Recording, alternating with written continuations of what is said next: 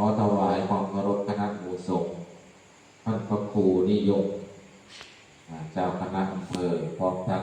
ท่านพระอาจารย์ฤทธิ์ท่านพระอาจารย์ก้าวท่านคณะสงฆ์ผู้เป็นเถรานุเถระ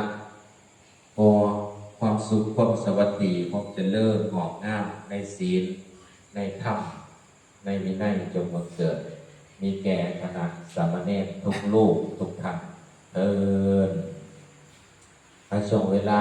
ต่อจากนี้ไปกล่าวกับผมเองหรือว่าอัตมาภาพหรือว่าหลวงพี่หรือว่าหลวงพ่อหรือว่าผู้บา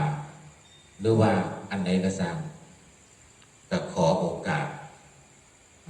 ถวายความรู้ถวายปัญญาให้แก่คณะสามเณรเมื่อนี้ก็เป็นวันที่11แล้วของการอยู่ร่วมน้ำกันสายนักบวชภิกขุนังสิกขาสาคีวัสมาปนาเราถึงพร้อมด้วยศีลโดยธรรมเป็นเครื่องเลี้ยงชีวิตของภิกษุทั้งหลายเฮ็ดจังใดก็ได้นั่งหลับตาไว้เพราะว่าสิเกิดยังขึ้นก็หลับตาไว้อย่าสมองขึ้นขันมองขึ้นมันจะมีปัญหาทันทีหายใจเข้าพูดไว้หายใจออกโทไว้ให้มันเห็นปัจจุบันอาการอนิจจังเกิดขึ้นทุกขังตั้งอยู่อนัตตาดับไป